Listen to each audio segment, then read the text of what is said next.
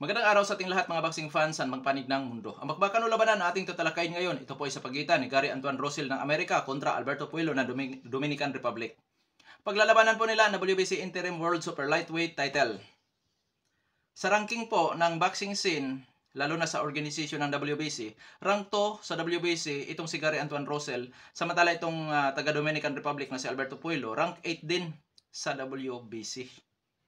So pareho na sa ranking po. Lamang lang sa ranking si Gary Antuan Rosel.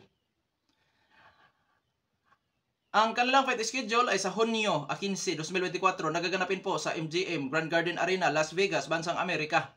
Mapanood ang live sa Amazon Prime Video pay-per-view. At sa bakbakan na ito, tayo po ay maghahayag ng sarili nating fight prediction, comparison at analysis na kung saan doon pa po lamang sa ating gagawing comparison at analysis. Malaki pong posibilidad na makakakuha kayo ng idea kung sinong papaborin sa panalo dito po sa naturang bakbakan. Na kung saan, detalyado po na inyong malalaman kung saan niya ba naging yamado, saan niya ba naging dihado itong maglalaban. Opo. Inanyahan ko rin po kayo na panoorin ang buong video at nang sa ganun makapag-desisyon po kayo. Oo, makapag-desisyon po kayo. Maaring ito po ay taliwas sa aking pananaw o prediction din sa laban or maging pabor. Ang mahalaga po doon makapag-desisyon po kayo mga lods.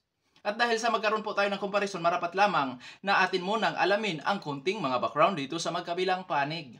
Mula sa kanilang physical na appearance, experience, karanasan sa laban, maging sa kanilang mga taglay-taglay na skills o mga galawan. Dahil yan po ang ating gagamiting referensya sa paghahayag po natin sa comparison. Pero bago natin yan simulan para po sa mga boxing fans na bago po lamang napadpad dito sa ating munting channel, inanyahan ko po kayo na sana suportahan po nyo sa pamamagitan po ng pag-subscribe, like, and share. Para po sa mga boxing fans na walang sawa na sumuporta at sumubaybay dito sa ating munting channel, taos puso po akong nagpapasalamat sa inyong lahat. Wala po nung sports page kung wala rin po kayo.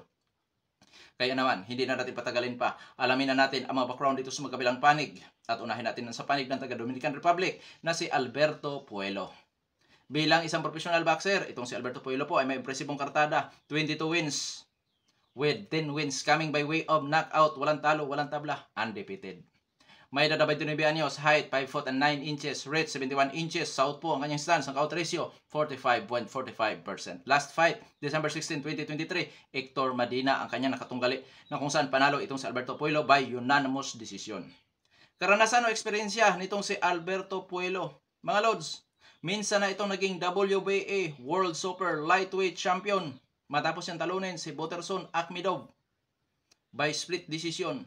At 2 beses ito naging WBA interim. At sa uri ng kanyang kinalaban, na kung saan masasabi nating di-kalibring opponent, katulad ni Boterson Akhmedov, Jonathan Alonso, Christian Rafael Correa. Itong si Alberto Puello, mga lods, lumalaban din sa amateur pero hindi po kaganahan ang kanyang record na kung saan 4 wins with 6 losses ang kanyang naging record sa amateur fights. Sa skills naman na taglay-taglay nitong si Alberto Puello, pangkalahatan para sa akin boxer puncher. Bakit? Defensive style, pressure fighter style, counter punching style, lumalaban sa brulan o tututo na bakbakan o brawler style. Pero malimit natin nakikita itong si Alberto Puello sa defensive style, back pedal, footwork kung saan ginagamit ang 4 na kanto ng ring, nagpakawala ng mga jab, 1-2 combination, in and out, taglay ang timing, accuracy. At siyempre, matinik po na counterpuncher din itong si Alberto Puello. Pagdating po sa depensa ng boksinggerong ito, pag nasa long range po na suntukan, maganda ang kanyang depensa. Pero pag nasa close range, may ilang pangyayari na nagiging bukas ang kanyang depensa, delikadong masamantala sa counter. Pero sa pangkalahatan, may husay po sa depensa itong si Alberto Puello. Ngayon sa panig naman ng Amerikano na si Gary Antuan Rosel. Bilang isang professional boxer, may impresibong kartada rin po ito na 17 wins, all wins coming by way of knockout, undefeated. Walang talo, wala rin na talang tabla.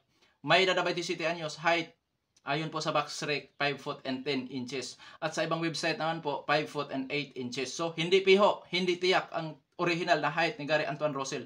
Pero sa sarili kong opinion, sa sarili kong pag-i-estimate, nasa 5 foot and 8 inches ang original na height nitong si Gary Antuan Rosel. Reach 69 inches. Southpaw rin ang kanyang stance. Ang count ratio 100%. Last fight, August 12, 2023, Kent Cruz ang nakatunggali nitong si Antuan Rosel. Panalo by first round knockout itong si Gary Antuan Rosel. Eksperyensya o karanasan ni Gary Antuan Rosel. Bago ito pumasok sa professional boxing, siya po ay dating amateur boxer. na may impresibong kartada sa amateur fights, 33 wins with 6 wins coming by way of knockout, may 8 talo. Mga Lods, pangalanan natin ang kanyang mga nakatunggali sa amateur fights na kung saan po mga kilalang boksingero na ngayon dito sa professional boxing. Siyempre, nangunguna si Jaron Ennis, nakasalukuyang world champion sa IBF yata, kung di ako nagkamali, dyan sa welterweight division. 1-1 po ang kanilang score nitong si Gary Antoine Russell. May tigi-isang panalo at tigi-isang talo po sila. Richardson Hitchin, 1-1 din po ang kanilang score. May tig-isang talo at may tig-isang panalo. Nakasagupa din ito si Abraham Nova. Ayan, si Abraham Nova, kilala yan mga Lods. Knockout artist din po yan. Hindi ko lang alam kung ano division itong si Abraham Nova. Jermaine Ortiz. Sa lightweight division to, si Jermaine Ortiz. Nakalaban ito ni Vasily Lomachenko, na kung saan mga Lods, pagdalagang kalawang ni Lomachenko sa laban kay Jermaine Ortiz. Pasa din si Lomachenko dyan. At sa uri ng kinalaban ni Gary Antoine Russell, mga Lods, dito naman sa professional boxing na kung saan para sa akin nakapagbibigay ito sa kanya ng magandang karanasan ay ang laban niya kay Rances Barthelemy, Victor Postol, at marami-rami na rin po na mga dekalibre na kasagupa itong si Gary Antoine Russell. Ngayon, sa skills naman na taglay-taglay ni Gary Antoine Russell, pressure fighter style, lumalaban sa brulan, uto-tuto na bakbakan, may counter-punching style, ang pinaka-defensive style, backpedal. Boxer-puncher din po mga Lods. May pagka-agresibo itong si Gary Antoine Russell. Masipag din po ito kung bumabato ng suntok, taglay ang power, timing at accuracy. May mga galawan ito na kung saan unpredictable, pabugso-bugsong sugod, delikado po yan pagka hindi ka mag-iingat kung ikaw ang makatunggali nito. Lamang, marami pong butas sa depensa itong si Gary Antoine Russell. Walang head movement, bukas ang depensa, habang nasa opinsa, delikado sa counter. Yan po ang isang Gary Antoine Russell. Ang pinakaano lang nito mga Lods, ang pagka-agresibo at power nitong si Gary Antoine Russell. Ngayon, dadako na tayo sa ating gagawin comparison. Unahin natin sa edad. 27 anyos si Gary Antoine Russell, 29 anyos ang taga-Dominican Republic na si Alberto Puelo. So pareho na sa prime, 27 at 29 anyos. Height. Kung susundin natin ang box rate, 5 foot and 10, mas matangkad po si Gary Antoine Russell ng 1 inch. Pero kung susundin natin ang ibang website na naghahayag na 5 foot and 8 inches ang height ni Gary Antoine Russell na kung saan doon ako pabor, so mas matangkad po ng 1 inch naman si Alberto Puelo. Sa reach, 69 inches ang reach nitong si Antoine Russell, 71 inches naman itong si Alberto Puelo sa kanyang reach. So, mga Lods, lamang po sa reach si Alberto Puelo. 2 inches ang diferensya. Gamit po yan sa mga sungkit-sungkit na sutukan. Parehong south po ang dalawang maglalaban. Pagdating na sa knockout ratio, 100% ang knockout ratio ni Gary Antoine Russell. Si Alberto Puelo naman ay mayroong 45% na knockout ratio. So lamang po sa power ang Amerikano. Sa activity fights, last fight ni Gary Antoine Russell, mga Lods, August 12, 2023. Samantala itong si Alberto Puelo naman ay December 16, 2023. Parehong pasok pa sa tinatawag nating active fighter ang dalawang maglalaban. Sa karanasan naman tayo mga Lods. Dating world champion si Alberto Puelo. Minsan na siya naging WBA World Super Lightweight Champion. Hindi ko lang alam kung bakit mga Lods nawala yan sa kanya. Hindi naman siya natatalo. At 2 beses naging WBA interim sa Super Lightweight Division. So lamang po sa karanasan sa professional fights, itong si Alberto Puelo, lalo na minsan na itong naging world champion. Samantala itong si Gary Antoine Russell, hindi pa po naging world champion ito. At for the first time, mapapalaban na kung saan nakataya ang WBC interim sa Super Lightweight Division. Pero dahil siya po ay dating lumalaban sa amateur, yun po ang kaniyang background or yung pinaka-experiensya talaga ni Gary Antoine Russell, ang kanyang paglahok sa amateur boxing. At siyempre, ang mapalaban kay Victor Postol at Rances Barthelemy, mga Lods, ay hindi rin po yan basta-basta. So sa makatuwid, may kalamangan lamang si Alberto Puelo sa karanasan. Pero may laban si Gary Antoine Russell. Kumbaga, kung i-convert natin yan sa percent, 55% sa panig ni Alberto Puelo sa kanyang karanasan, 45% naman ang sa panig nitong si Gary Antoine Russell. Ganun lang po ang diferensya o kalamangan nito si Alberto Puelo sa karanasan. Sa skills, parehong boxer puncher pero opposite ang kanilang pag-execute sa kanilang style o galawan. Malimit nating nakikita si Alberto Puelo sa defensive style, counter. Malimit natin nakikita si Gary Antoine Russell sa pressure fighter style, brawler. Dahil may pagka-agresibo nga po ang boxingerong ito. Ngayon, sino ang liyamado? Palaisipan.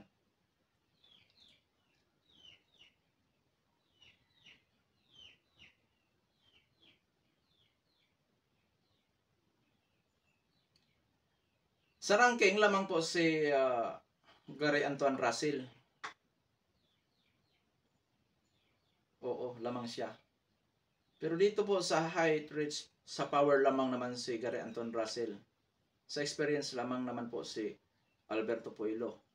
Sa skills, 50-50. Height, reach, experience. Kabila naman kay Russell, power,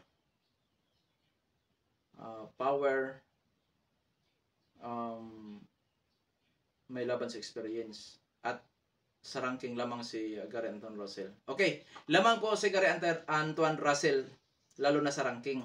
Siguro gano'n na lang po, 55-45. 55 para sa panig ni Gary Antoine Russell, 45 sa panig ni Alberto Puelo. Dahil sa lahat ng aspeto, may laban po ang taga-Dominican Republic. Ang ikinala lamang ni Gary Antoine Russell dito sa laban ay ang kanyang power. So, yan po ang pinaka-ano lang sa kanya. Sa ating comparison sa kanilang physical na appearance, 1 inch ang diferensya, mas matangkad si Puelo. Sa reach, 2 inch ang diferensya, lamang sa Puelo, pero bawi sa power naman si Russell. Sa karanasan, lamang si Puelo, sa skills 50-50. Yan po ang sa ating comparison dito po sa physical na appearance. Pero sa kanilang ranking, rank 2 si Gary Antoine Russell, rank 8 si Alberto Puelo. So isama natin ang ranking kasi yan ang ranking kasi mga lods ay pribilehiyo. So 55% para kay Gary Antoine Russell, 45% ang sa panig ni Alberto Puelo. Sana inyong nasubaybayang maigi ang ating ginagawang comparison. Okay. Dadako na tayo sa ating prediction sa naturang bakbakan. Prediction ko dyan, Gary Antoine Russell by technical knockout mula first round hanggang 8 rounds. At kung sakali, di magawa ni Gary Antoine Russell na may knockout si Alberto Puelo, Gary Antoine Russell pa rin ako dyan by split or unanimous decision. Gamit ng kanyang power at pagka-agresibo, posible niyang maidomina ang buong laban.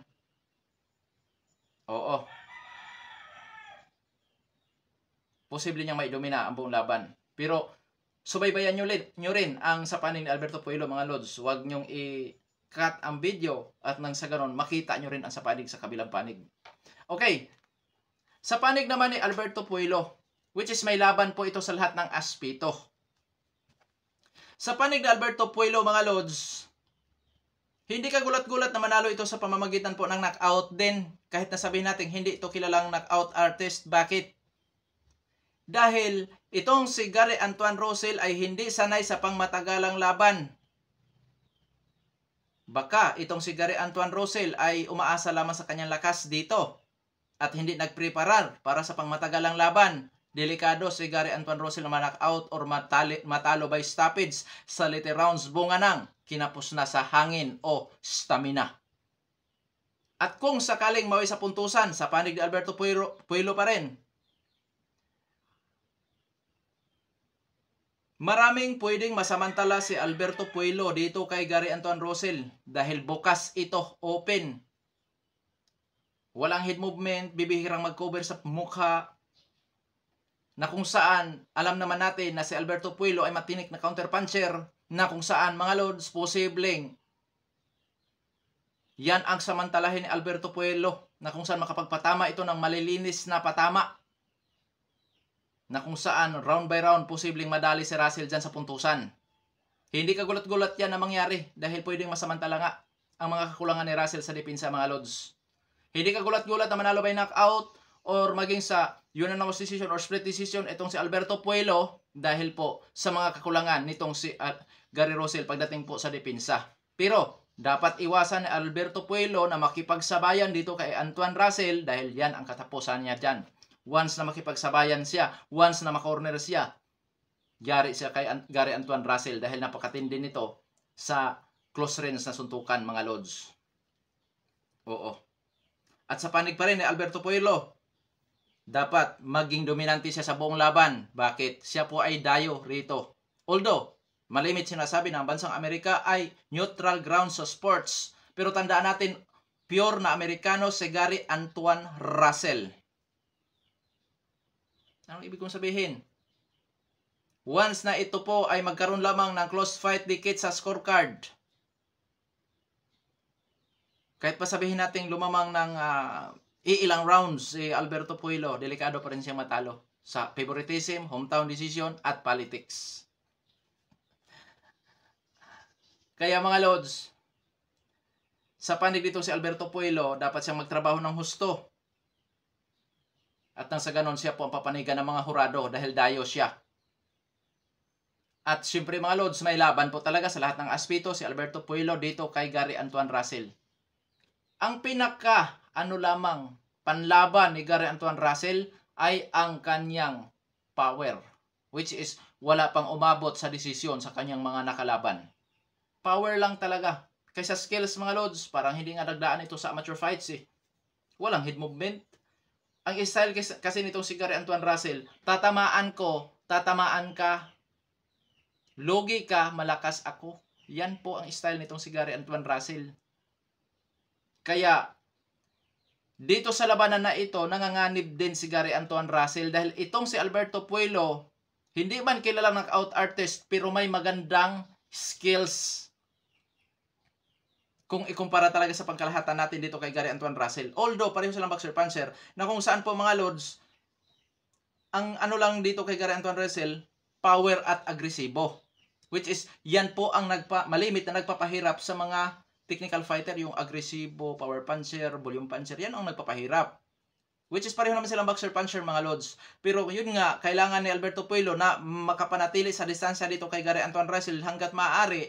Huwag siyang tatayo lamang sa harapan ni Gary Antoine Russell dahil once na ginawa niya, ang tatayo siya sa harapan sa harapan ni Gary Antoine Russell, yari siya dyan. Dahil napakalakas sumuntok din nitong si Gary Antoine Russell. At kung sakali, di man magawa ni Gary Antoine Russell manakaut si Alberto Puello, delikado si Puello dyan na mamain nitong si Gary Antoine Russell. Mag-take ng risk itong si Gary Antoine Russell. Tatamaan siya, makapagpatama din siya. Ganyan. Kaya matinding labanan ito mga lods, na kung saan ang ikinabahala ko lamang kay Gary Antoine Russell ay ang stamina. Stamina lang talaga ang ano ko dito, stamina. At yung kanya depensa. Bakit? Pwede siyang maging butata dyan sa mga counter ni Alberto Puello. At idagdag pa natin yung kanyang stamina. Hindi sanay sa pangmatagalang laban. Sana nakapag-preparar itong panig ni Gary Antoine Russell na hindi lamang sa lakas siya umaasa, bagkos yung stamina din po in-improve niya.